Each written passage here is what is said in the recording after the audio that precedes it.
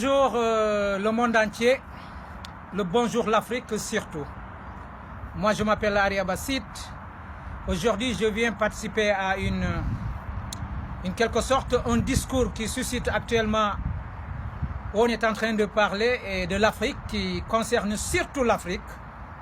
C'est quoi ce discours? C'est le discours que Emmanuel Macron a parlé avant-hier en Angleterre lors d'un sommet de l'OTAN. L'Afrique, nous devons ouvrir les yeux. On doit ouvrir les yeux et savoir ce que l'on veut aujourd'hui. Tous les peuples ont pris leurs responsabilités. Il ne reste que nous. Il ne reste que nous, le seul peuple qui n'a pas pris ses responsabilités. Et c'est pour cela que les peuples ont droit de nous menacer, de nous faire peur comme l'a fait peur tout de suite le président français Emmanuel Macron. Parce que écoutez-le très bien ce qu'il dit. Il dit un mot qui signifie deux mots. Il dit quoi? Que les pays du Sahel, les 5 pays du Sahel n'ont qu'à prendre leurs responsabilités vis-à-vis à la France et à la communauté internationale. Il dit à la communauté internationale. Il n'a pas dit seulement à la France. Il dit à la France et à la communauté internationale. Et la France n'a rien à voir avec la communauté internationale. Lui, c'est le président de la France. Et l'Afrique ne fait que crier derrière la France. On a un problème avec la France. On n'a pas un problème avec la communauté internationale. Donc là, le président français veut dire que c'est moi qui vous représente la sécurité en Afrique et c'est moi qui vous représente dans la communauté internationale.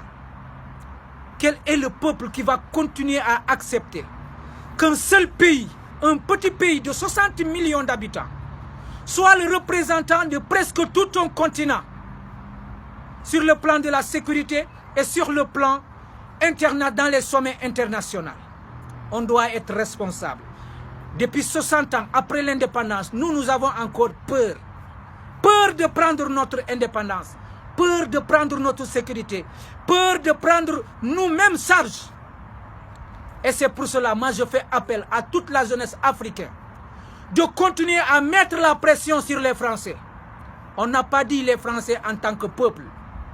Les Français en tant que peuple, on a été toujours des amis. On s'est toujours mariés avec eux. On a toujours vécu ensemble à Dakar, en Abidjan, au Mali et partout en Niger. Partout en Afrique, on a toujours vécu ensemble. Mais on dit non à la représentation militaire dans nos pays. On n'en veut plus d'eux. Ils n'ont qu'à quitter de nos pays. Ils n'ont qu'à quitter dans nos pays. Parce que c'est grâce à cette armée française que les peuples africains n'arrivent pas à implanter leur démocratie. C'est grâce à cette armée française que les présidents africains sont en train de mettre la dictature dans cette zone de l'Afrique. Oui, c'est grâce à cette armée française que la France est en train de nous imposer la manière dont ils vont vendre nos ressources naturelles. Nous voulons que cette armée quitte nos terres.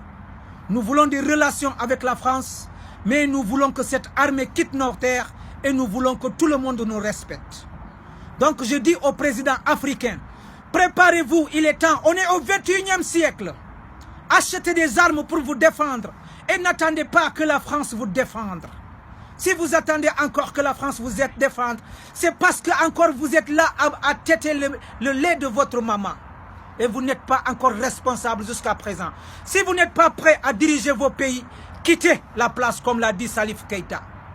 Quittez la place, laissez ceux qui sont responsables de diriger leur pays. Nous en avons marre d'être traités comme des esclaves. Nous en avons marre de mourir dans les mers, dans les océans. Nous en avons marre d'être traités comme des esclaves en Europe. Nous voulons rentrer chez nous. Soyez des responsables en traitant vos pays. Et si vous n'êtes pas responsables pour traiter vos pays, quittez les pouvoirs et laissez ceux qui sont responsables de traiter leur pays. Je vous dis à la prochaine. Et c'est ce que la jeunesse africaine devait faire. Et dites-le ouvertement pour que le monde entier soit au courant de ce que les Français sont en train de faire en Afrique. C'est la France qui a des bénéfices en Afrique. L'uranium, ils sont au Niger. C'est leur bénéfice. Toutes les entreprises au Sénégal, l'eau, l'électricité, le téléphone, la télévision et tout ce qui fonctionne à Dakar, ça est sur leurs mains. Si tu vas en Abidjan, c'est les Français qui détiennent le cacao, le café. Partout en Afrique, au Mali, ils sont prêts à s'accaparer sur l'or, le gaz et le pétrole. Donc nous, l'Afrique, on n'a pas des entreprises en France.